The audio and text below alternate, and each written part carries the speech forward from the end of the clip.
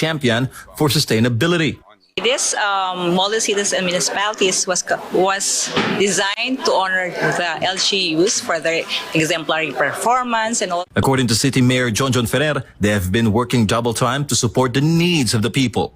Una, thank you po sa Manila Times for recognizing our efforts po sa aming city, together with Vice Mayor Jonas and our good Congressman Oni, and the rest of the Sangguniang Panglungsod. General Trias was also recognized as a retirement haven. But why exactly is it considered a retirement haven? Siguro nakita yung potential po na aming lugar kasi yung proximity namin with Tagaytay, yung weather ho namin halos may portion kami ng General Trias na medyo parang Tagaytay na ho yung weather. And syempre, in terms of yung value ng lands, hindi pa ganun kamahal compared sa Tagaytay City. General Trias also achieved recognition as the second runner-up among model cities. Meanwhile, President Bongbong Marcos visited General Trias on Friday to distribute rice to the residents. Bilang Pangulo at bilang kalihim ng kagawaran ng agrikultura, nais kong bigyan diin ang aming hangarin na mas masaganang buhay. President Marcos distributed smuggled rice to the residents, with each receiving a sack of rice. Additionally, the President provided farm assistance to over 200 farmer beneficiaries. For Ganababal of Philippines, MJ Mondihap, SMNI News. China has called on both parties of Azerbaijan and Armenia to resolve their dispute in the Nagorno-Karabakh region through a dialogue. Andrea Santos filed this report. A representative from China, the United Nations, urged both Azerbaijan and Armenia to seek resolution through dialogue and consultation amidst the recent uptick in tensions in the Nagorno-Karabakh region. On Tuesday, Azerbaijan declared that it had initiated localized counter-terrorism operations in the Karabakh Economic Zone in response to the deaths of 2 civilians and 4 police officers attributed to landmines allegedly planted by Armenian armed forces. In light of the recent escalation, the UN Security Council convened a meeting to discuss the situation in Nagorno-Karabakh with the foreign ministers of Azerbaijan and Armenia in attendance. During the Security Council meeting, Miroslav Jenka, the UN's Assistant Secretary General for Europe, Central Asia and the Americas, provided an update on the recent Nagorno-Karabakh conflict. He urged all relevant parties to adhere to the previously agreed upon ceasefire and to guarantee unrestricted humanitarian access. Geng Shuang, China's deputy permanent representative to the UN, expressed China's apprehension regarding the ongoing developments in the Nagorno-Karabakh region. He emphasized the importance of a sincere commitment to the ceasefire to prevent any further deterioration of the situation. 亚美尼亚和阿塞拜疆是搬不走的邻居。通过对话协商解决争端，符合两国根本利益，也有利于共同维护地区的和平稳定。在此前安理会的多次审议中，中方一直主张两国保持冷静克制，避免局势升级，避免人员伤亡，避免恶化人道局势。 Geng also expressed China's support for both sides to continue building mutual trust and engage in dialogue under the mediation of relevant parties. China is committed to supporting all diplomatic initiatives that contribute to this objective and will actively contribute to achieving this goal. Armenia and Azerbaijan have been in a long-standing dispute over the mountainous Nagorno-Karabakh region since 1988, while peace talks have been ongoing since 1994, when a ceasefire was first established. Sporadic minor conflicts have persisted. A significant armed conflict erupted along the contact line on September 27, 2020, which was followed by a new ceasefire brokered by Russia on November 9, 2020. Despite the ceasefire, tensions have persisted since then. Reporting, this is Andrea Santos, SMNI News. The names of high-ranking Japanese officers from Japan's germ warfare unit have been revealed for the first time ever in China. Kai Villan tells us more. The names of 38 high-ranking Japanese officers from Unit EI-1644, or simply Unit 1644, a part of Japan's Germ Warfare Unit 731, during World War II have been revealed for the first time in Harbin, the capital of Northeast China's Heilongjiang province. This information was found in a list of names of Unit 731 military doctors, a historical document which went on public display for the first time in Harbin on Monday, after being discovered in July at the National Archives of Japan by Japanese scholar Seiya Matsuno, a specially appointed professor at Heilongjiang International University. 実は留守名簿はまだ1644部隊のものは公開されていませんので、1644部隊に所属した隊員たちが詳しくまだ分かっていません。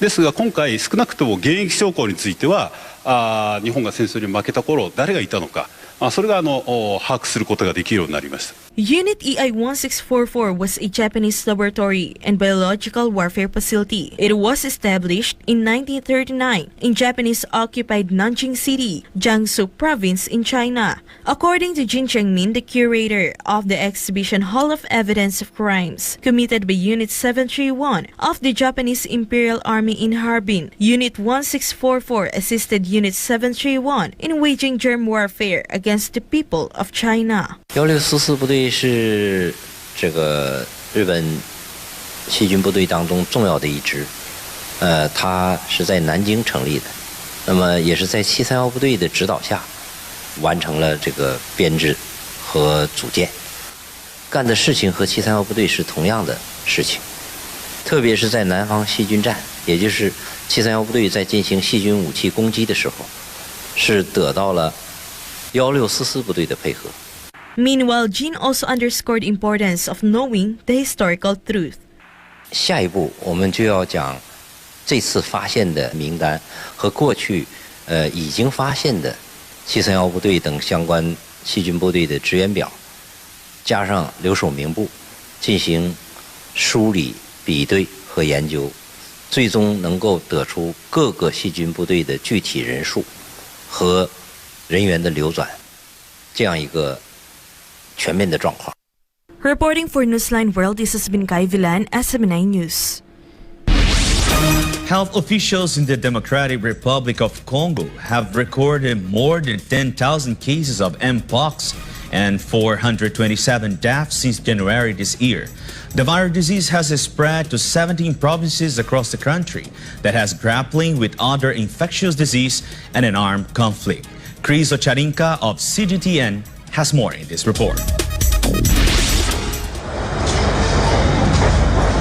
The agony of a life-threatening viral disease. A patient of Mpox stares at a bleak future outside a hospital in the DRC capital, Kinshasa. The disease has claimed more than 300 lives since the beginning of this year.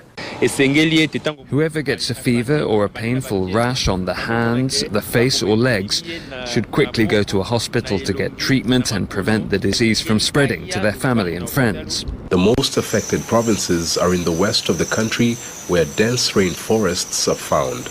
Gaddafi Wangoi contracted the disease from a friend last month. He sought medical attention and has now recovered. I was given medicine at the General Hospital of Mama Yemo for 21 days. The doctors tested me again and got negative results. I urge my compatriots not to fear the disease. If they ever contract monkeypox, they should immediately consult a doctor. Scientists say the Mpox virus is spread through human contact with infected animals like monkeys and squirrels. It can also be spread through contact with an infected person. In many parts of the DRC, monkeys and other rodents are a delicacy. People hunt monkeys in forests and sell them in major towns and cities. The government has urged the public to stop eating the wild animals, but not many people have heeded that call. When our leaders discourage us from eating bushmeat, they are making the wrong decision. I believe that those wild animals are fresh compared to the meat we keep buying from abroad that spends months in deep freezers. Mpox is common in forested areas of Central and West Africa, but many cases of the disease were reported in Europe and North America last year, which health experts described as highly unusual. The disease was previously known as monkeypox. Health experts say there's no specific treatment for Mpox, and a recently approved vaccine is not yet widely available for the public. The first human case of monkeypox was recorded in the DRC in 1970 when the country was known as Zaire. Health officials here have been struggling to stop the spread of the disease because of the country's poor healthcare system that has been badly affected by the political instability and corruption. Chris Ochamringa, CGTN, Kinshasa, Democratic Republic of Congo. A regional survey revealed that most young Arabs are prepared to boycott products perceived as damaging to the environment. Gratero Omori reports. 58% of Arab youth said they will stop buying from companies that did not put the environment first. The data was one of the findings for the Arab Youth Survey 2023. More than half of young Arabs said they would boycott brands and companies causing damage to the environment amid increasing awareness related to global climate change problems the world is facing. In the same survey, 66% said they were very concerned at the impact climate change was having on their lives, while another 71% said global warming is already impacting their lives. The Middle East and North Africa or MENA region is one of the world's most challenging climate change hotspots, warming twice as fast as the rest of the world. Meanwhile, only a handful of countries in the region, notably the UAE, Saudi Arabia, Qatar, Bahrain, Kuwait, Oman, and Iraq, made a pledge to net zero targets. The regional survey covered 3,600 respondents aged 18 to 24 in 53 cities across 18 Arab states. The survey was released as the UAE prepares to host the 28th United Nations Climate Change Conference held from November 30 until December 12, 2023 at the Expo City, Dubai. Reporting from Dubai, this has been Gratero Omori, SMNI News, United Arab Emirates. Australia joined dozens of countries in signing a landmark agreement that aims to protect 30% of the world's ocean and lands by 2030. Dav Suarez reports. Nearly 70 countries, including Australia, signed a first-ever treaty on protecting the international high seas launched by the United Nations to give two-thirds of the world's ocean a fighting chance at surviving pollution, overexploitation, climate change, and biodiversity loss.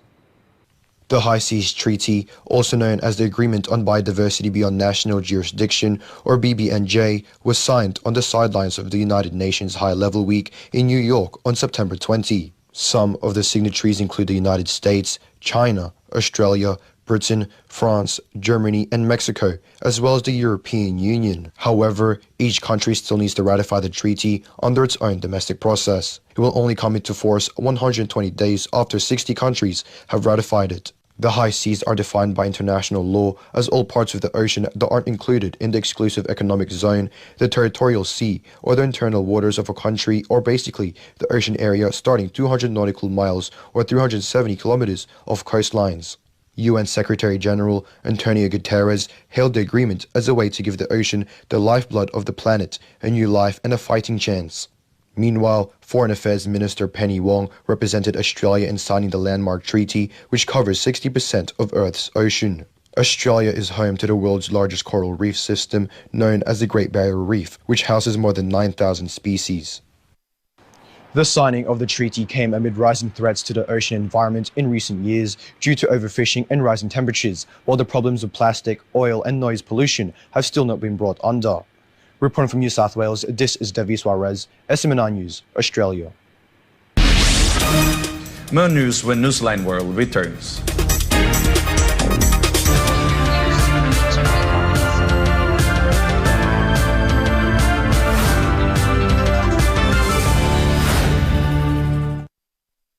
Kabayan! Oo, ikaw. Alam mo ba na you can win lots of prizes when you bring home a guest in the Philippines? The Department of Tourism brings you the Visita Be My Guest program. Joining is easy. 1. Sign up as a sponsor. You can do this via the official BBMG website. All Filipinos of legal age living in the Philippines or abroad can join. 2. Invite your guests. The more you invite, the more chances of winning. And 3. travel to the Philippines and upload your proof of travel to complete the registration process and earn e-raffle tickets and the BBMG travel passport and privilege card that you can use to get discounts as you travel around our award-winning destinations in the Philippines. Join now and get a chance to win in any of the 3 raffle dates in 2023. So what are you waiting for? Come home and bring your guests to the Philippines. Sign up, invite friends and family, and travel to the world's leading beach and dive destination and the world's leading country destination for tourism, the Philippines. Bisita, be my guest in the Philippines.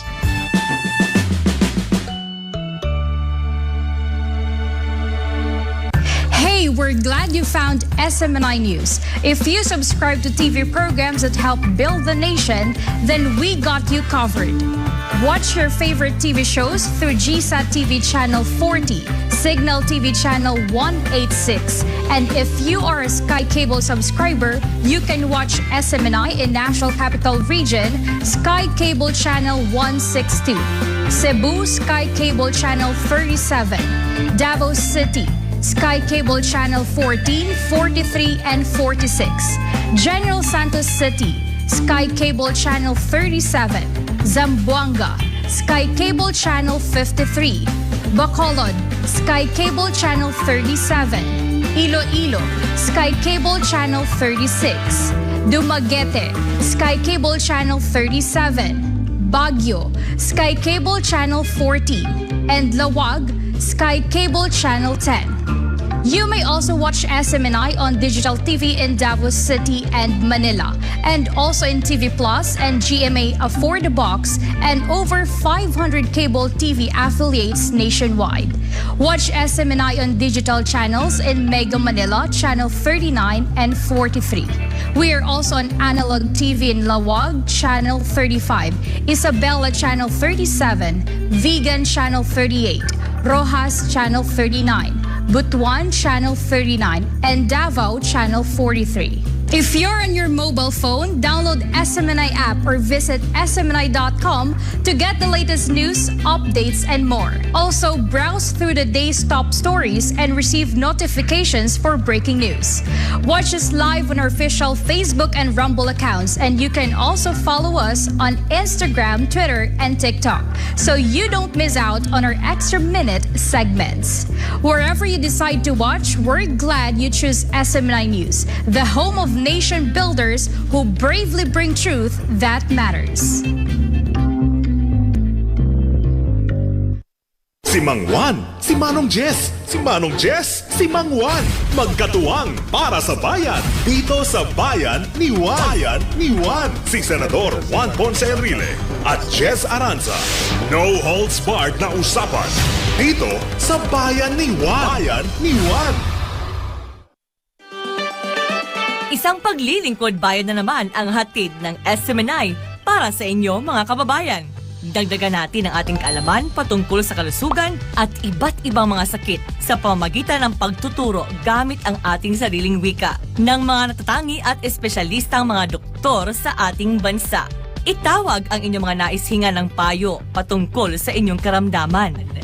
Magandang umaga Luzon, Visayas at Mindanao. Dito lang sa programa ng mga doktor ng bayan. Magandang umaga Pilipinas. Good. Samahan sina Kyle Selva, Val Divina Gracia at ang mga doktor ng bayan sa pangunguna ng dalubhasang doktor na si DOH Secretary Ted Herbosa. Serbisyong pangkalusugan para sa Pilipinas nating mahal. Tuwing Sabado alas 9:30 hanggang alas 10:30 ng umaga. Dito lamang sa SMNI. Mga doktor ng bayan, serbisyo publiko ng SMNI.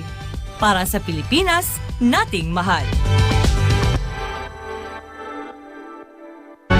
Welcome to SMNI. You're watching Business and Politics. I'm Dante Klinkang. Today's world can be described by the acronym VUCA, which stands for volatile, uncertain, complex, and ambiguous. And yet, being immobilized by fear is not an option. How will captains of industry navigate the course ahead? And what policy assistance will they get from the leaders in government? Watch SMNI as it tackles these and other important questions of the day. On Business and Politics, hosted by Dante Klinkang II, Chairman and CEO of the Manila Times, New episodes featuring corporate and political leaders air every Saturday. Prime time at 7 p.m. Only here on SMNI. Truth that matters.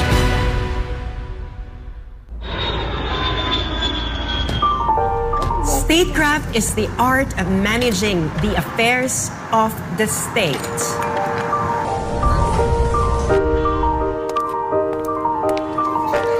Because of this, successful nation building depends on the effective use of this art. My name is Sas Rogando Sasot, and this is Statecraft.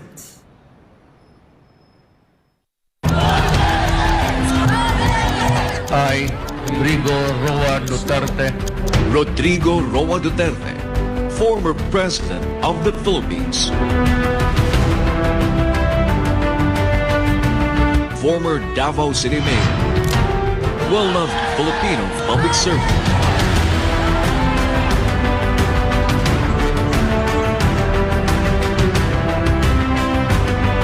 talks to the nation once again with its popular public service program, Vigan sa Masa para sa Masa.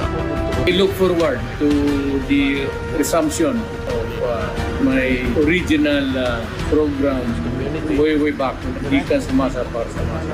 Great expectation. Everything that is relevant to the lives of the Filipinos, issues that will affect our everyday, whatever, anything under the sun. Catch it live weekly on SMNI. In the spirit of nation building, only here on SMNI.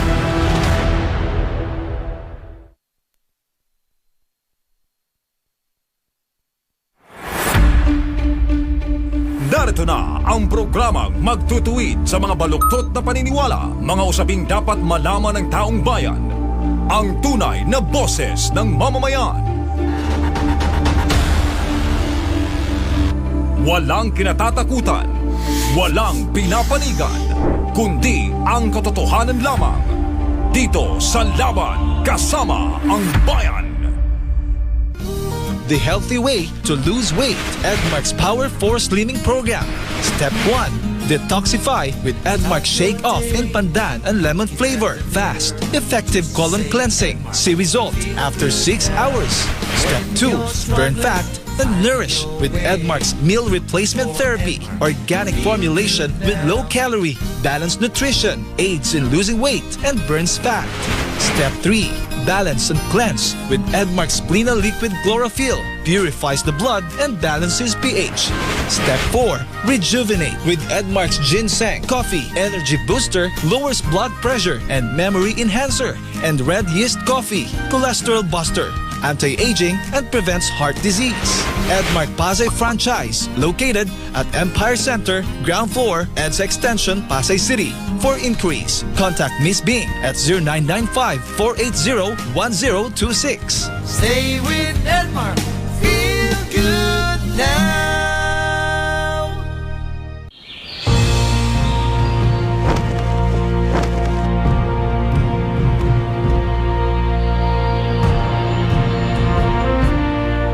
Iniibig ko ang Pilipinas.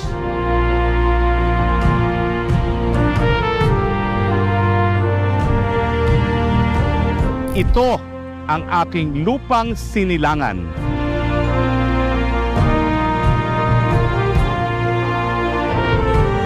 Ito ang tahanan ng aking lahi. Ako'y kanyang kinukupkop at tinutulungan. Upang maging malakas, maligaya at kapaki-pakinabang.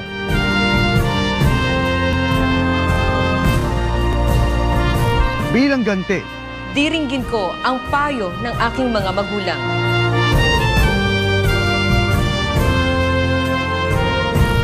Susundin ko ang mga tuntunin ng aking pamahalaan. Tutuparin ko ang tungkulin ng isang mamayang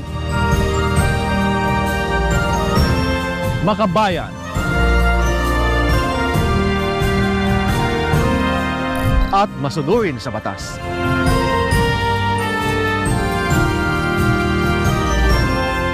Paglilingkuran ko ang aking bayan nang walang pag-iimbot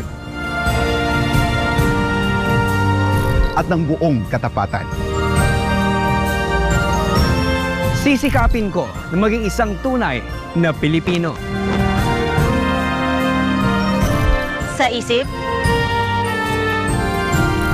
sa salita,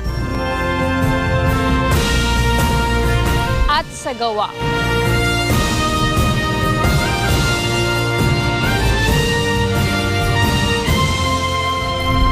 Para sa Diyos at Pilipinas kong mahal. Para sa Diyos at Pilipinas kong mahal. Para sa Diyos at sa Pilipinas kong mahal. para sa Diyos at Pilipinas kong mahal. Para sa Diyos at sa Pilipinas kong mahal. Para sa Diyos at para sa Pilipinas kong mahal. Para sa Diyos at Pilipinas nating mahal. Para sa Pilipinas kong mahal. Para sa Diyos at Pilipinas kong mahal. Para sa Diyos at Pilipinas nating mahal.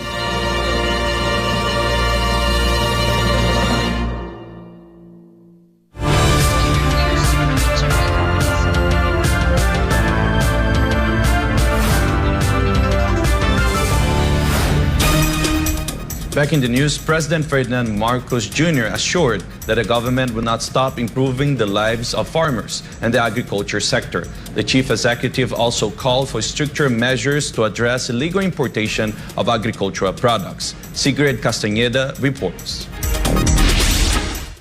President Ferdinand Marcos Jr. promised that the government will continue to find ways to improve the quality of life of farmers, as well as increase the productivity level of agricultural sector. The president made a statement during the ceremonial distribution of rice and other aid at the General Trias Sports Park, Barangay Santiago, General Trias City in Cavite on Friday morning. President Marcos Jr. insisted that the Department of Agriculture is preparing for plans to empower farmer groups in rice processing. Lahat po yan kailangan natin gawin, pati na ang mga pagtulong sa mga cooperative, sa mga association tungkol sa processing para sila na mag-process, para pagbenta nila, hindi sila nagbebenta ng palay, nagbebenta sila bigas na para mas malaki ang kikitain nila. Marcos also mentioned the new buying price range imposed for the purchase of rice from local farmers, which will help them earn more from their products. The president also emphasized the government's efforts to address the problem of illegal hoarders and smugglers of agricultural products. Marcos insisted that it is still necessary to tighten the vigilance on the illegal importation of all agri products. That's why he gave a directive to the Bureau of Customs to investigate carefully and continue to look for illegal importers and smugglers of rice. Ngayon, yun na nga nangyari.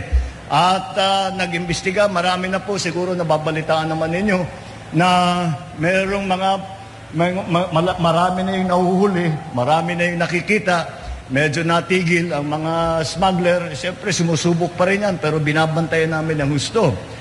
The president also distributed 1,200 sacks of rice to the beneficiaries of the Pantawid Pamilyang Pilipino program in the province. The distributed rice is still part of 42,180 sacks of smuggled rice worth 42 million pesos confiscated by the Bureau of Customs in Zamboanga City. The seized smuggled rice was eventually handed over to the Department of Social Welfare and Development after the importers failed to comply with the legal documents from the BOC. Aside from rice, PBBM also led the provision of various assistance from the Department of Agriculture, which includes rice, vegetable seeds, fertilizers, grass cutters, hydroponic kits, and others to farmers in the city of General Trias. Ang dahilan kung bakit po tayo nandito, nag-inspection lang po ako. Meron din po kaming binibigay na mga ayuda para sa iba't ibang mga kooperatiba at tinutulak namin ang ating tinatawag na biofertilizer. Further, the chief executive distributed 1,577,000 pesos worth of the aforementioned assistance from the DA to at least 217 farmers and other beneficiaries who gathered at the General Trias Sports Park. President Marcos also provided aid under the Developmental Agriculture in the Village Rice Production Program of the DA, as well as aid from the Corn Production Program. Moreover, assistance under the High Value Crops Development Program and the National Urban and Peri-Urban Program were provided. For God and my beloved country, the Philippines, this has been Sigrid Castañeda, SMNI News. To South Africa, where 3 naval officers have died after being swept off a submarine by huge waves off the coast in Cape Town. The 3 officers were part of a group of 8 who were conducting a training exercise. Travers Andrews of CGTN has more of the rescue operation. These were the scenes which played out along Cape Town's coastline. A rescue operation in full swing to recover missing naval personnel. The naval mariners were swept off a South African naval submarine after conducting a vertical transfer exercise with a maritime helicopter. A large wave swept the naval personnel into the sea, which sparked a rescue operation conducted by various agencies, including the National Sea Rescue Institute. On arrival on the scene, we found at least 7 people in the water.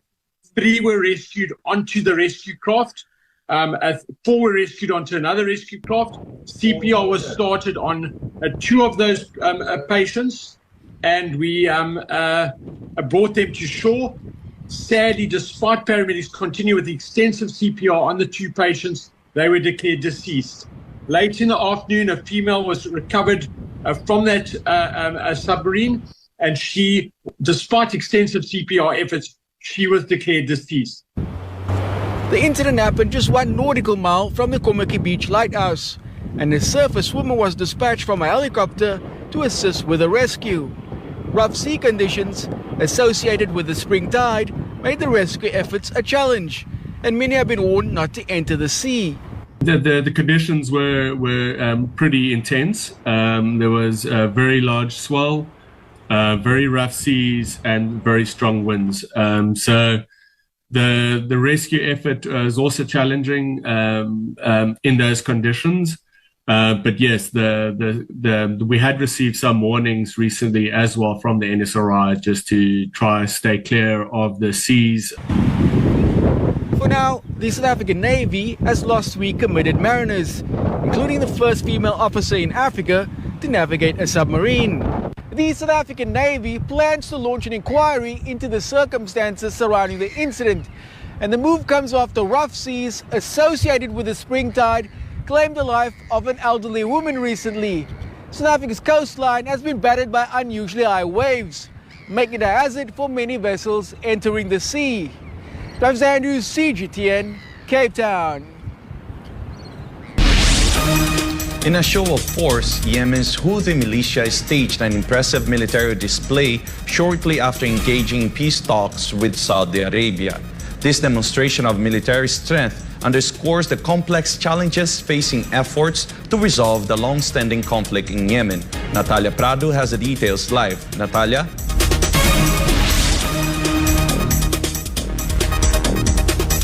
Thursday, Yemen's Houthi militia held a military parade in the capital city of Sana'a to commemorate the 9th anniversary of their takeover of the city. The parade featured a procession of armored vehicles, missiles, and uniformed fighters who marched past Houthi dignitaries. The event followed a Houthi delegation's recent visit to Riyadh, for talks aimed to bring an end to the devastating conflict that has engulfed the Arabian Peninsula's most impoverished nation. The negotiations were later described as a positive but were ultimately inconclusive. In a statement marking the parade, the Houthis declared their commitment to enhancing the combat readiness in the coming weeks and months.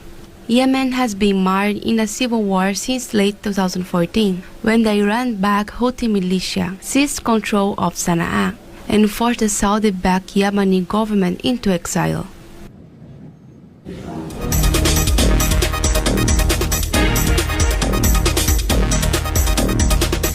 has caused a humanitarian crisis with over 3,077 Yemenis killed and millions displaced and facing hunger and disease. Back to you, Fred. Thank you, Natalia, for the live report. Saudi Arabia and Israel show optimism that their respective countries are moving closer towards normalizing bilateral ties as Iran sounded warming over the proposed peace deal. Melchizedek Cadiz has the details. In a recent interview, Saudi Arabia's Crown Prince Mohammed bin Salman said that ongoing negotiations to normalize ties with Israel is getting closer every day. However, the Crown Prince emphasized that the issue concerning Palestinians needs to be resolved and remains a very important factor for Riyadh to pursue the peace deal. Israeli Prime Minister Benjamin Netanyahu also expressed confidence in reaching a historic peace deal between the Jewish state and the oil-rich kingdom. The proposed peace deal comes 3 years after Israel and several Arab states signed the historic Arab Accords, facilitated by former U.S. President Donald Trump at White House 3 years ago. The deal saw 4 Arab states, which include the UAE, Bahrain, Sudan, and Morocco, joining Egypt and Jordan in making a peace deal with Israel. 3 years on, Washington presses ahead with an effort to broker historic ties between Saudi Arabia and Israel, an initiative that critics say could put Palestinians under the wheel and serve the interests of the United States. Palestinians are demanding a cash boost of hundreds of millions of dollars and more control of land in the occupied West Bank as part of the three-way deal involving the US, Saudi Arabia, and Israel. Meanwhile, Iran warned Saudi Arabia against normalizing ties with Israel and accused the kingdom of betraying the Palestinians through the US-led effort. Saudi Arabia, on the other hand, denied suspending talks concerning the proposed treaty with Israel and warned that the kingdom will acquire a nuclear weapon if Iran gets one first. Israel and Saudi Arabia have never established diplomatic relations since the creation of the Jewish state in 1948, but talks are underway for a historic peace treaty between the two countries. Reporting this has been Melchizedek Cadiz, SMNI News, Kuwait. Thailand prepares for the surge of Chinese tourists during the first week of visa and exemptions for Chinese and Kazakh nationals, set to begin on Monday, the 25th of September. Chat Mongkon Pisamagozon has the details. The airports of Thailand anticipate more than 120,000 Chinese visitors to arrive at Dongmyeong and Suvarnabhumi airports next week. Thailand's visa-free scheme for Chinese and Kazakh nationals will begin on September 25, 2023 and will run until February 29, 2024. The president of the Airports of Thailand, RAOT, said an estimated 674 flights or an average of 96 flights per day will take place from China to Suvarnabhumi Airport during the first week of the visa-free policy. The visa-free scheme allows citizens of China and Kazakhstan to stay in the country for 30 days without a visa. Thailand aims to attract 5 million Chinese tourists by the end of the year. Meanwhile, the Southeast Asian country announced plans to lure more Indian tourists despite India not being included on the list of visa-exempt countries. Thailand's new Prime Minister Sethar Thavisin will travel to India by the end of this year to meet his Indian counterpart Narendra Modi. So far, Thailand has welcomed 19 million tourists between January and September 17 and is projected to receive 25 to 30 million international tourists in 2023. รายงานจากราชบุรี นายชัดมงคล พิสมัยโกศล SMNI News ประเทศไทย สวัสดีครับ SMNI News visit to popular tourist spot in Xinjiang continues. Our team recently explored a village known for making traditional Uyghur musical instrument. Our correspondent Jade Calabroso will take us there.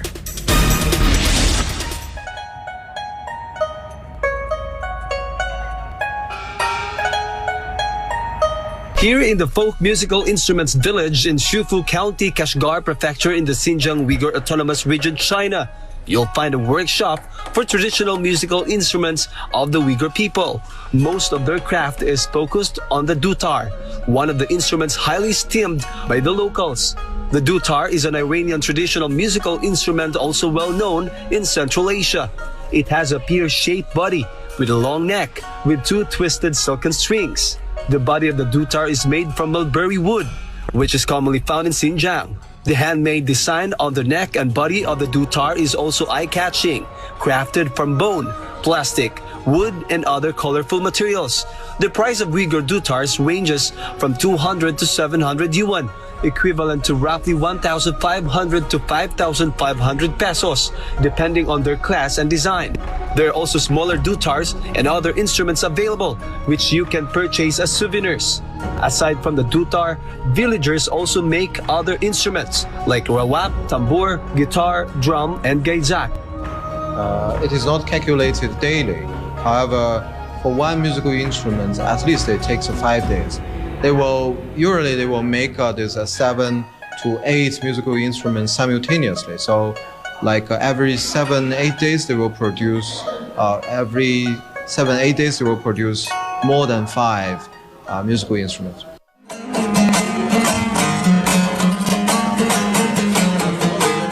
Filipinos and the Uyghur people here in China have something in common, and that is our fondness for music, dancing, singing, and playing various instruments. They take pride in the instruments made in the region because of the quality and skill of their craftsmen. The folk musical instruments village is among the popular attractions in Xinjiang.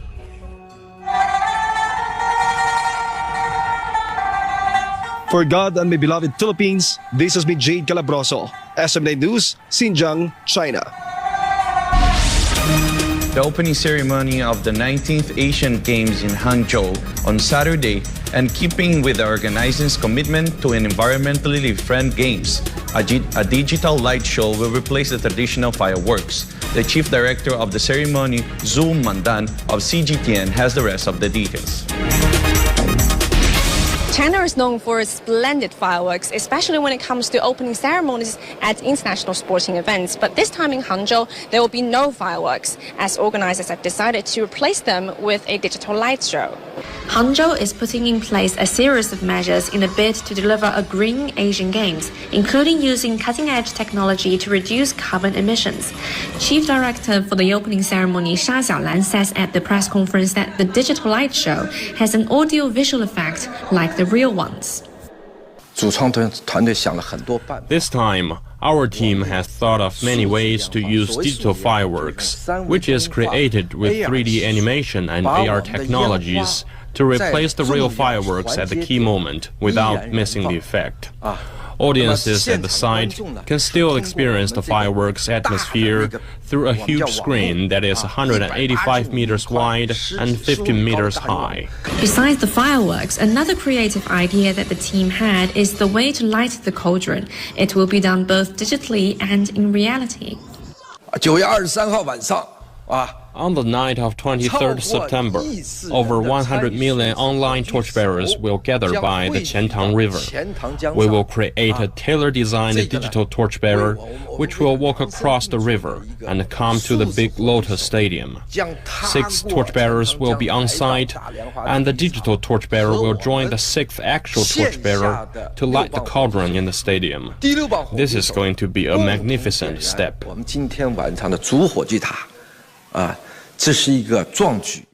The opening ceremony will be held on September 23rd at the Hangzhou Olympic Sports Center Stadium, also known as Big Lotus. Zhu Mandan, Hangzhou, CGTN.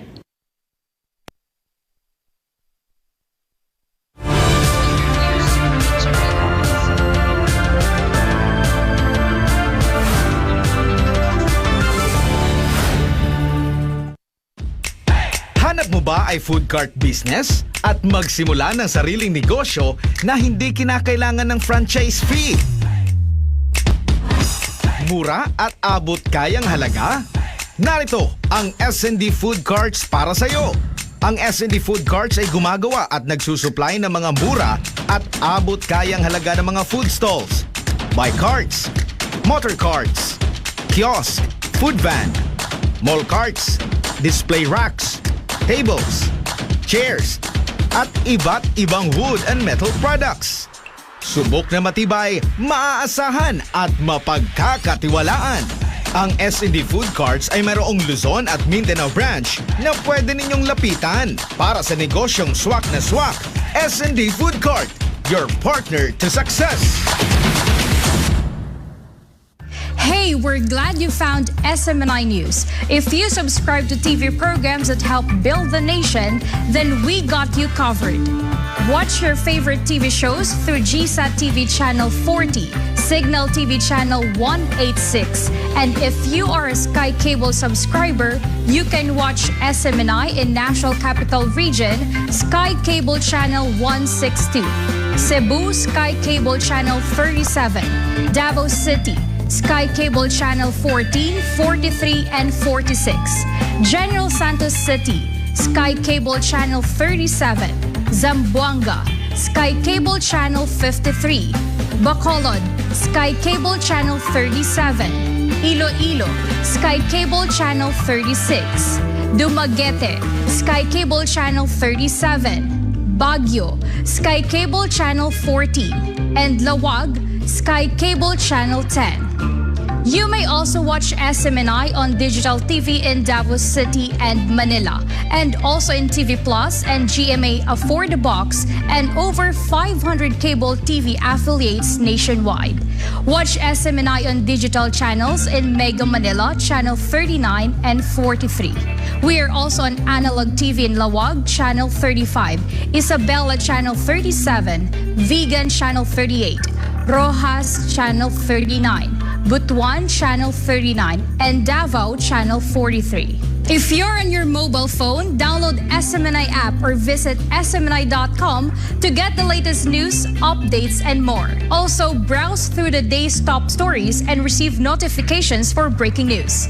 Watch us live on our official Facebook and Rumble accounts, and you can also follow us on Instagram, Twitter, and TikTok, so you don't miss out on our extra minute segments. Wherever you decide to watch, we're glad you choose SMNI News, the home of nation builders who bravely bring truth that matters.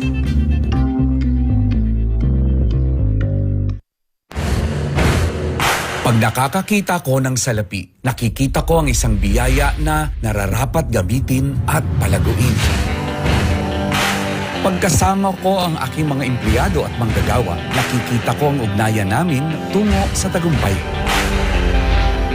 Pag nakakakita ko ng daan, nakikita ko ang landas na karapat-dapat tahakin maging ang mga sangandaan nito na dapat harapin.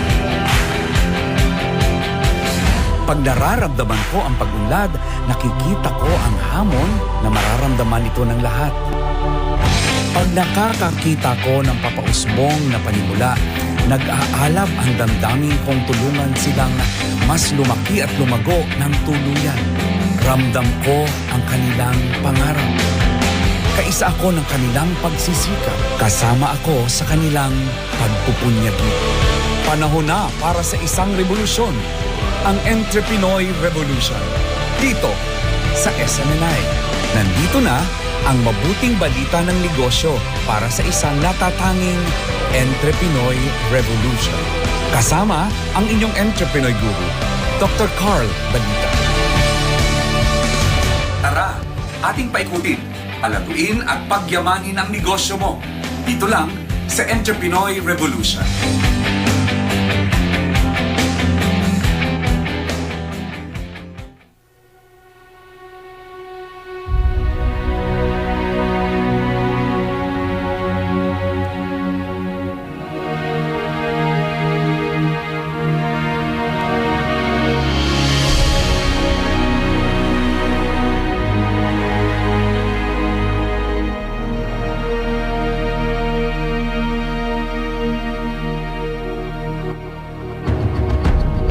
We don't need to explain, because truth needs no justification.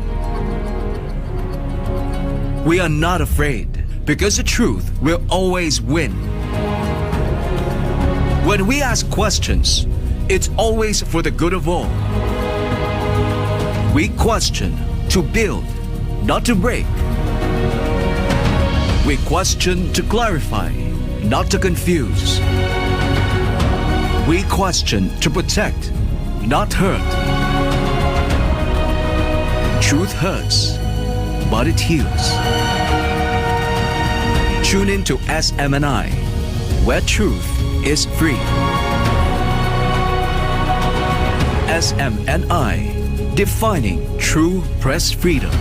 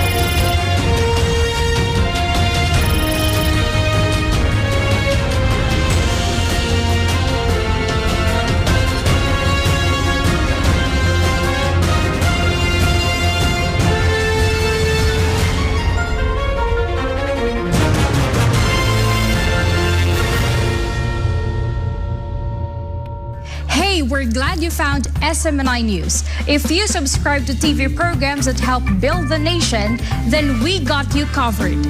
Watch your favorite TV shows through GSAT TV Channel 40, Cignal TV Channel 186, and if you are a Sky Cable subscriber, you can watch SMNI in National Capital Region, Sky Cable Channel 162, Cebu Sky Cable Channel 37, Davao City, Sky Cable Channel 14, 43, and 46. General Santos City, Sky Cable Channel 37. Zamboanga, Sky Cable Channel 53. Bacolod, Sky Cable Channel 37. Iloilo, Sky Cable Channel 36.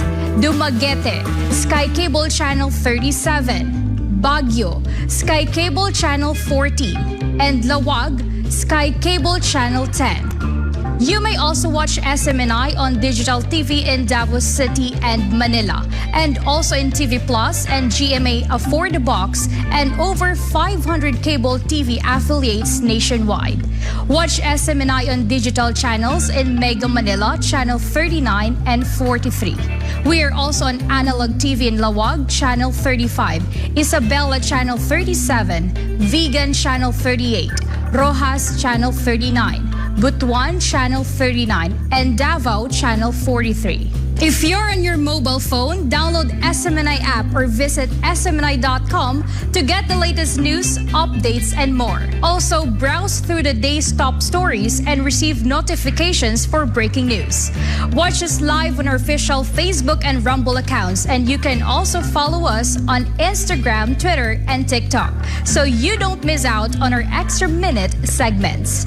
Wherever you decide to watch, we're glad you choose SMNI News, the home of nation builders who bravely bring truth that matters.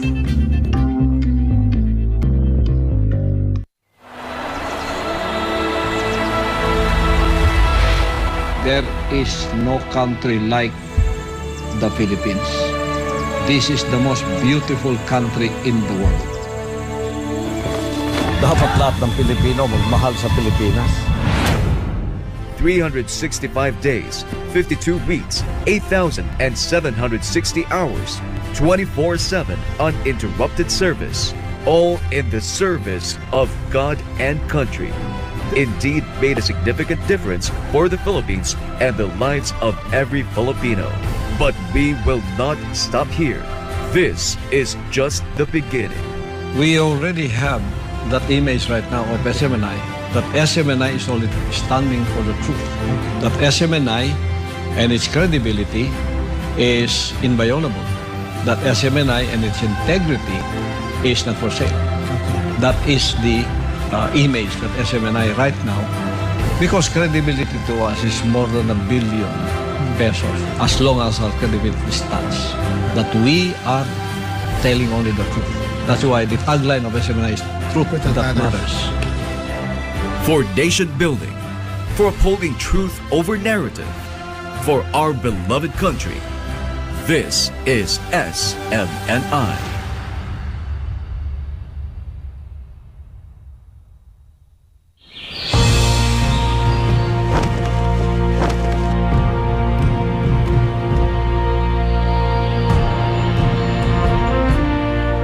Iniibig ko ang Pilipinas.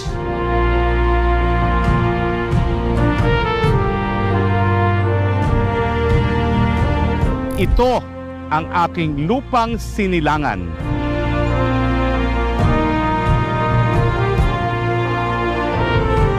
Ito ang tahanan ng aking lahi. Ako'y kanyang kinukupkop at tinutulungan upang maging malakas, maligaya at kapaki-pakinabang.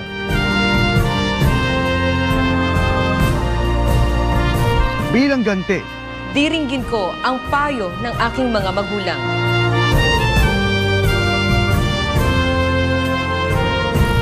Susundin ko ang mga tuntunin ng aking pamahalaan.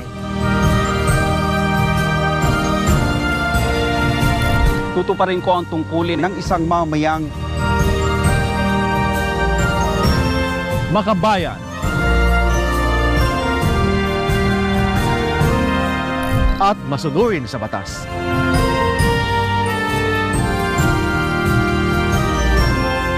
Paglilingkuran ko ang aking bayan nang walang pag-iimbot at ng buong katapatan. Sisikapin ko na maging isang tunay na Pilipino. Sa isip, sa salita, at sa gawa.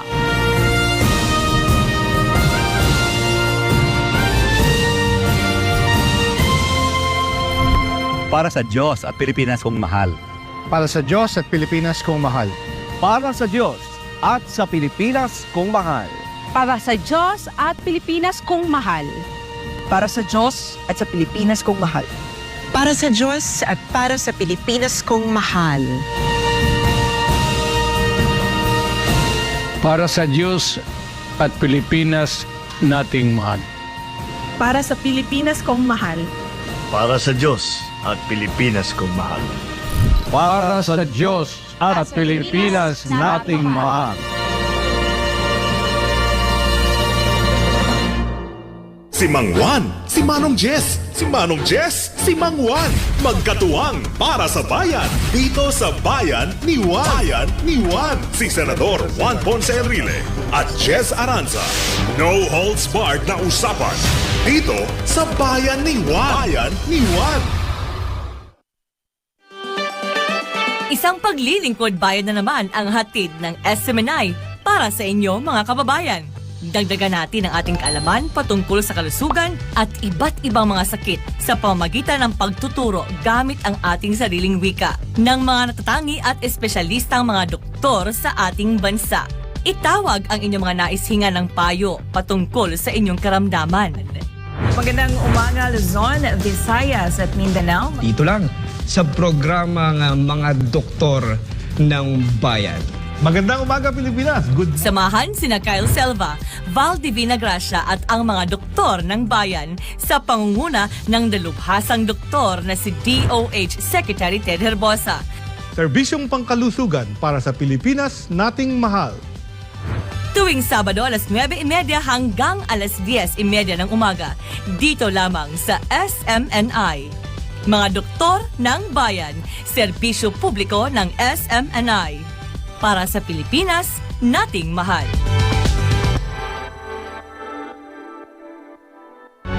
Welcome to SMNI. You're watching Business and Politics. I'm Dante Klinkang. Today's world can be described by the acronym VUCA, which stands for volatile, uncertain, complex, and ambiguous. And yet, being immobilized by fear is not an option. How will captains of industry navigate the course ahead? And what policy assistance will they get from the leaders in government? Watch SMNI as it tackles these and other important questions of the day. On Business and Politics, hosted by Dante Klinkang II, Chairman and CEO of the Manila Times. New episodes featuring corporate and political leaders air every Saturday. Prime time at 7 p.m. Only here on SMNI. Truth that matters.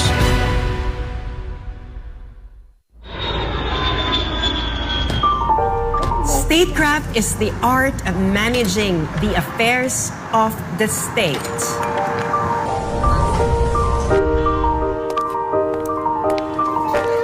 Because of this, successful nation building depends on the effective use of this art. My name is Sas Rogando Sasot, and this is Statecraft.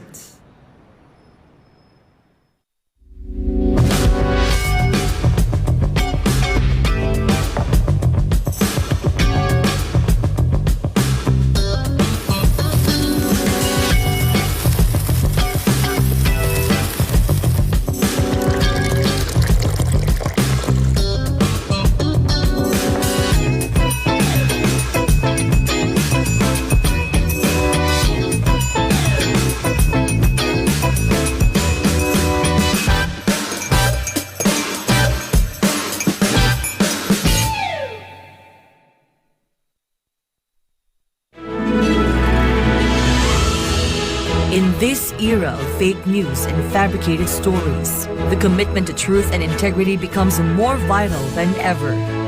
Pastor Apollo C. Kibuloy and Sunshine Media Network International have steadfastly stood for these principles, championing unbiased reporting and responsible journalism. Because of their relentless commitment to nation building, Pastor Apollo and SMNI continue to receive accolades from numerous award-giving bodies. At the start of 2023, SMNI's radio station DZAR 1026 Sunshine Radio Manila was awarded Most Trusted Radio Station. Several of its broadcasters were also recognized under the leadership of Pastor Apollo.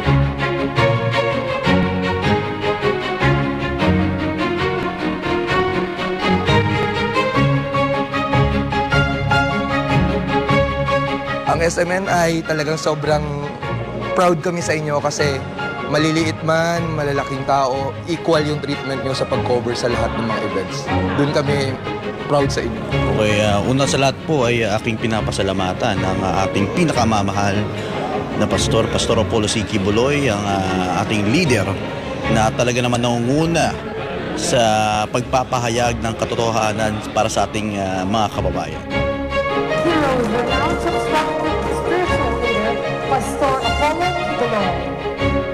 In February, Pastor Apollo C. Kibuloy hailed as Heroes Renowned and Transformative Spiritual Leader by Asia's Modern Hero Awards 2023.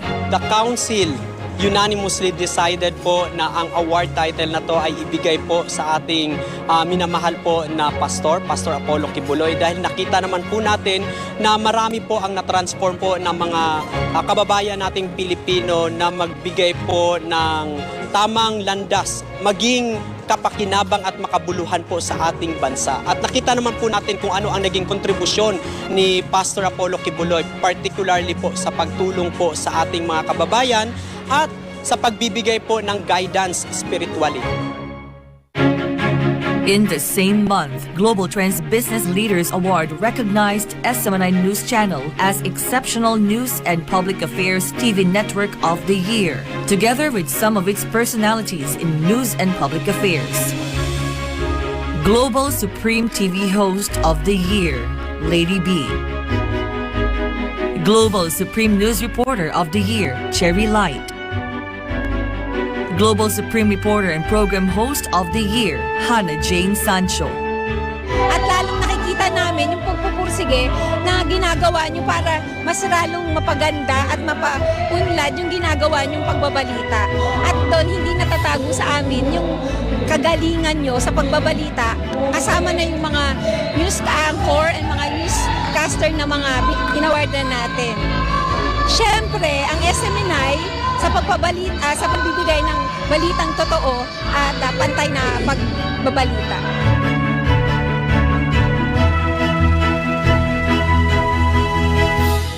During the month of March, several TV programs aired on SMNI garnered prestigious accolades at the 41st People's Choice and Seal of Excellence Awards. These include Outstanding TV Program, Spotlight Live, Outstanding TV Program, Laban Kasama ang Bayan, Outstanding TV Program, Dito sa Bayan ni Juan, Outstanding TV Program, Pinoy Legal Minds, Outstanding TV Program, Pulso ng Bayan. These notable achievements were a testament to SMNI's steadfast dedication to public service and its unwavering pursuit of excellence in broadcasting. Nagpapasalamat po ako sa lahat po ng mga followers natin, mga naniwala sa Pinoy Legal Minds, lalo na kay Pastor Apollo Kibuloy sa pagbibigay ng opportunity na i-share yung knowledge natin sa batas and yung strength, yung inspiration natin. Galing po yan sa ating mga followers, sa mga kababayan po natin, and lalo na sa ating pinakapaboritong pastor, si Pastor Apollo Kibuloy. Una sa lahat po, maraming salamat sa pagtitiwala at suporta ni Pastor Kibuloy at ng aming SMNI family. Kung wala po ang pagtitiwalang ito, hindi po namin makakamit nila Ma'am Lorraine Badoy at ni Brother Franco Baranda ang karangalang ito na iniaalay namin sa taong bayan. Again, maraming salamat sa sambayan ng Pilipino, lalo na po ulit sa aming SMNI family at kay Pastor Kibuloy.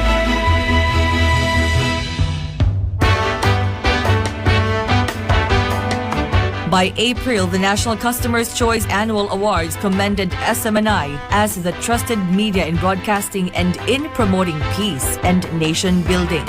To NCCAA, thank you so much for recognizing SMNI, and we dedicate this award and recognition. We're so honored to be receiving this award for our guiding light, our mentor, and our inspiration, no other than Pastor Apollo Kibuloy. And Pastor, para po sa inyo itong award na ito. Congratulations! SMNI's OFW TV program, Kabayan Abroad, was also given recognition as Outstanding OFW Service Program. Ako'y tuwang-tuwa sapagkat nakikita ko na na-acknowledge po ng NCCA yung ginagawa po nating paglilingkod, na patuloy na paglilingkod sa mga kabayan natin. And definitely, this will inspire us even more in order to bring service to our OFWs and to their families here in the Philippines. Ang karangalang ito ay para po kay Pastor Apollo Kibuloy, ang chairman po ng SMNI, and of course, dahil po sa kanyang advocacy para sa kapakanan ng ating mga OFW. Most powerful and influential man of the decade, no pastor and spiritual leader of Kingdom of Jesus Christ. In April, Gawad Aguila Awards recognizes Pastor Apollo Kibuloy as the most influential and powerful man of the decade. It also recognized Sunshine Media Network International as the most credible media company of the year. Well, because through the years, SMNI has become the beacon and light of the country by spreading good news and credible news in the country. And SMNI has been at the forefront in fighting the insurgencies in the country. That's why SMNI really deserved this award. Pastor Apollo Kibuloy, in behalf of Gawad Aguila Awards, we would like to thank you for spreading the good news, not just in the country, but in the world. So please continue to do so. And we wish you all the best, all the luck. We wish you long life, the longest life ever. We wish you, Pastor. And we are so blessed that our nation have a pastor like you. Thank you so much and more power to you, Pastor.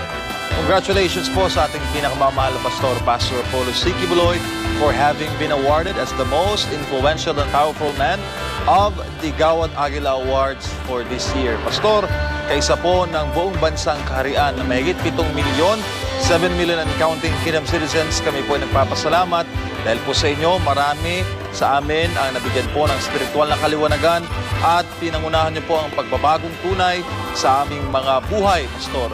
Lahat ng ito, Pastor, hindi namin magagawa kung hindi po dahil sa inyo. Kaya ang buong bansang kaharian ay nagagalak at binabati po kayo ng congratulations sa pagkilala, bagong pagkilala po na ito sa inyo na ibinigay ng Gawad Aguila Awards. Praise the Father at maraming salamat po, Pastor.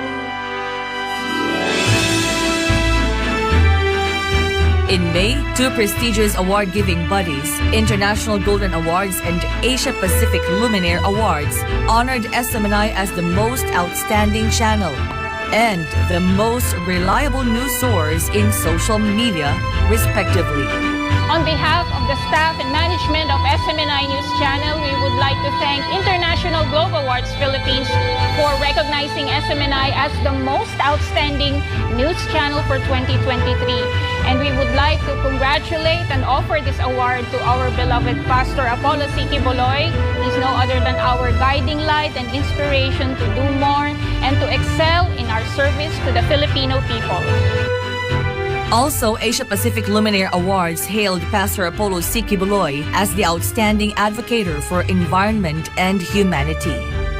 Una po sa lahat, we would like to congratulate Pastor Apollo C. Quiboloy sa isa na naman pong parangal na iginawad po sa inyo ng 7th Asia Pacific Luminaire Awards bilang Outstanding Advocator for Environment and Humanity. Hindi po may kakaila, Pastor, na kayo po ang tunay na refleksyon ng tunay na pag-ibig.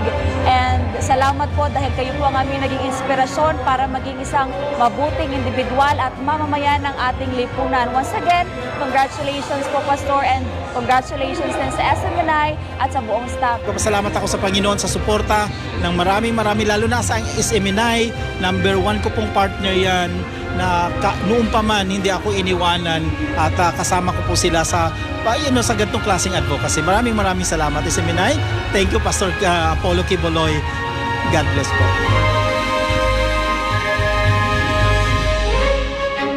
In June, Asia's Golden Icon Awards honored Pastor Apollo as Asia's iconic and influential spiritual leader. The same award-giving body also gave recognition to SMNI anchor of Laban Kasama ang Bayan, Jeffrey K. Eric Celis. Our beloved Pastor, Pastor Apollo C. Quiboloy, isang malaking karangalan po, Pastor, bilang kinatawan ninyo dito sa Visayas upang tanggapin po ang inyong parangal on behalf po sa inyong presensya. Pinatunayan po ninyo, Pastor, at deserve po ninyo ang recognition o ang award na ito at sa lahat po ng bumubuo ng Asia's Golden Icon Awards 2023. Maraming salamat po sa parangal na ibinigay ninyo kay Pastor Apollo C. Quiboloy at minsan pa nananatili ang SMNI na magiging tagapagbalita ng makabuluhang katotohanan at makabuluhang pagpapahayag upang makatulong sa sambayanang Pilipino. Maraming salamat, more power sa inyong lahat. And one of the notable accolades given by Nation Builders and Muslim Awards 2023 was accorded to Pastor Apollo as the spiritual leader with strong advocacy for peace and Nation Builder of the Year. SMNI was also hailed as the certified most sustainable and reliable news channel, and SMNI Foundation Incorporated as the most exceptional humanitarian foundation. Right, peace is also very important. We want peace. You look at Ukraine, look at the mess they're in. You need peace here. And Quiboloy has always been after peace. He doesn't like war, doesn't want anything like that. He wants peace. So he's one of our spokespersons as far as peace is concerned. Nation building is not only about cleaning, it's also about peace. And he's really our king of peace because he gets across a lot of people. He's got amazing coverage, and that's very good. I think that's very important.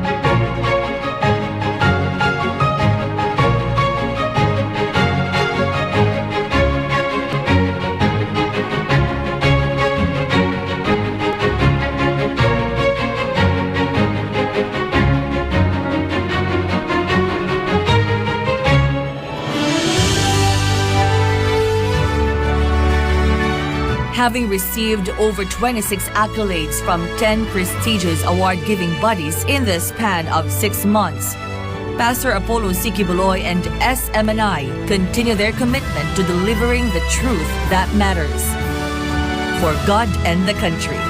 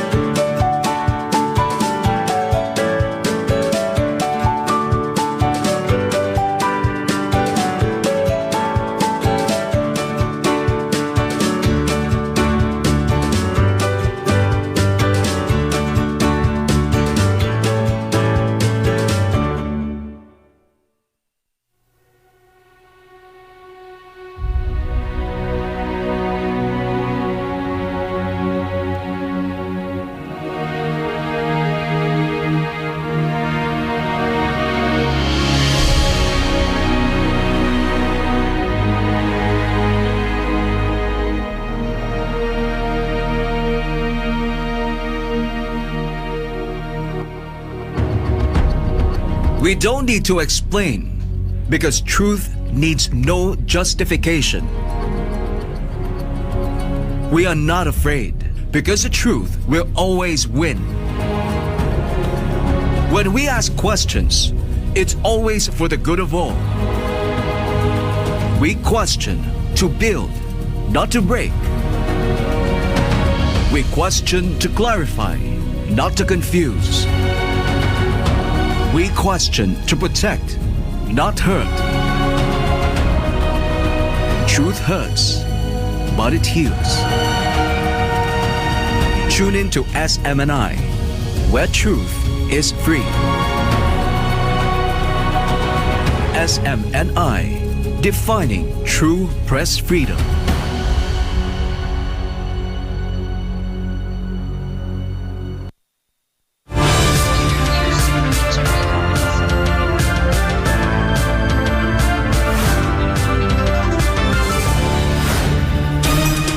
Back in the news, hundreds of students arrived in Davao City on Friday for the in-person opening of the Philippine International Mathematical Olympiad 2023 at the Jose Maria College Foundation Incorporated. Here's more from this report from Precious Alvarez.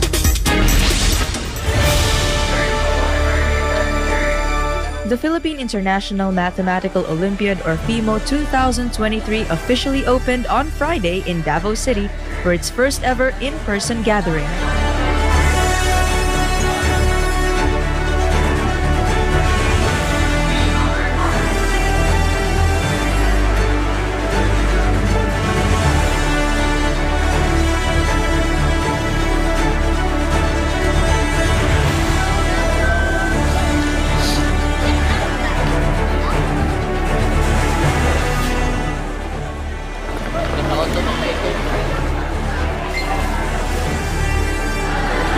The delegates coming from various countries including Iran, Cambodia, Australia, Vietnam, Myanmar, Thailand, Malaysia, Japan, and from different parts of the Philippines arrived in the city for the competition. Looking forward for the Olympiad that gathers 1,128 students from kindergarten up to grade 12 via online and in person.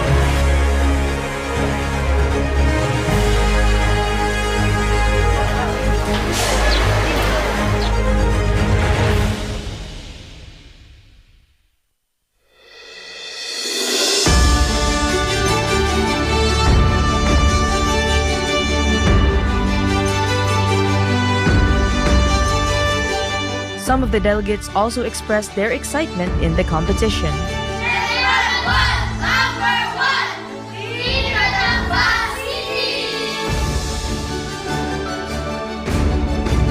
I'm excited because it was my first time to do some hard questions, medium and easy. On getting our medals and bringing happiness to mommy and daddy. For me po, proud po ako na to represent the our country po, lalo na po sa international po. And masaya po ako kasi I'm part po as a delegate po sa competition po na to. I want to the gold medal and win the prize in this competition. Maybe travel around and look at something new. And while this is a tight competition, the parents also expressed importance on the experience that their children would gain from attending the Philippine International Mathematical Olympiad, or FIMO 2023, here in Davao City. Importante ito sa amin kasi for experience po nung anak ko, saka naniniwala po ko sa kakayanan niya na makakakuha po siya ng award. They like to do mathematics contest. We did some in the past. Normally we join the Mathematics Olympiad from every country. This time, because we have chance for them to come together. So we just decide to come just to give them some experience for the competition outside the country. For the coaches' part, competitions such as this are important to further their interests and prowess in mathematics. Actually, this competition serves as an avenue for the students to realize their potential in mathematics. It would also boost their confidence, and it will also make them meet other students who are also into mathematics. So Math Olympiads, of course, encourages students to get mathematics study more efficient. So, but I want to highlight that travel is also very, very beneficial for students. So, the opportunity to meet students from other countries and communicate them and compare their abilities and knowledge with students of other countries. For today, first of all, I want my student to exchange experience, to open their their mind beyond the mathematics, but it is friendship, relationship between the friend from many regions, and the program will improve also the will improve their talent, their interesting.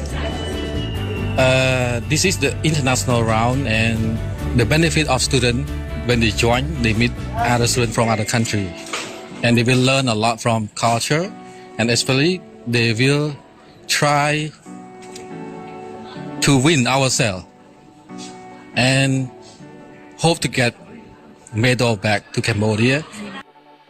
My expectation is going in the top 3. I'm feeling very Right, being here, like I like traveling and Math Olympiad is very important for students because the way they think is different. They are more willing to accept challenging questions, and they will have like more performance in mathematics subject.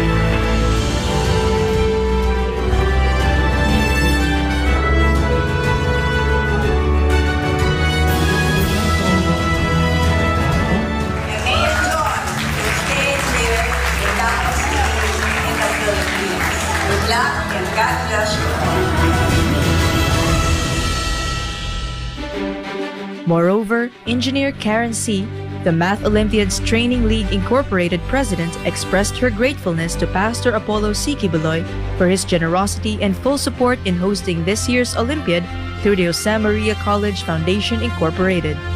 And we are very thankful for Pastor Apollo Kibuloy for the very, very warm support and the warm welcome of the delegates, especially from the other countries.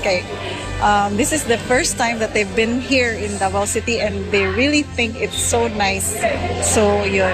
And I hope na that impression will remain. And I'm sure in the next few years, Davao City will be even better. Representing Davao City Mayor Sebastian Duterte, Mr. Harvey Lantixe, the Chief City Information Officer, also expressed his gratitude to JMCFI for hosting this prestigious event. On behalf of the city government of Davao, we really send our appreciation to JMC for hosting this international event. And we look forward to continuing to partner with JMC and also with Motley in hosting future events similar to this, especially events that promote the education sector in Davao City. The final rounds of the competition will begin on Saturday at the Josemaria College Foundation Incorporated, which will be followed by a tour at some of the tourist destinations in Davao City, including the Kingdom's Prayer Mountain in Tamayong. For God and my beloved Philippines, this is Marin Ambrosio reporting for SMNI News.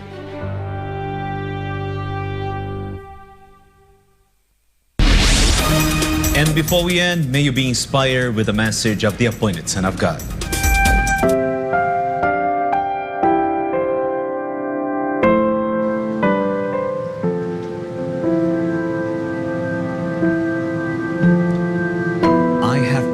Because the Father is with me.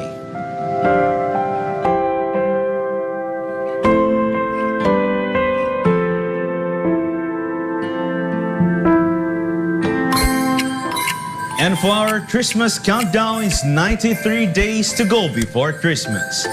And that's all for today's edition of Newsline World. For more news update, you may visit smnichannel.com or follow us in official social media accounts on Rumble, Facebook, and Twitter. For God and Country, I'm Frederico Velloso. For God and Country, I'm Deivid Lira. Thank you for watching Newsline World, and thank you to our beloved pastor, Pastor Apollo C. Kibuloy, for the opportunity to be part of this program. May you continue to listen on SMNI as delivers nothing but fair, truthful, and balanced news, because SMNI is your source of credible news.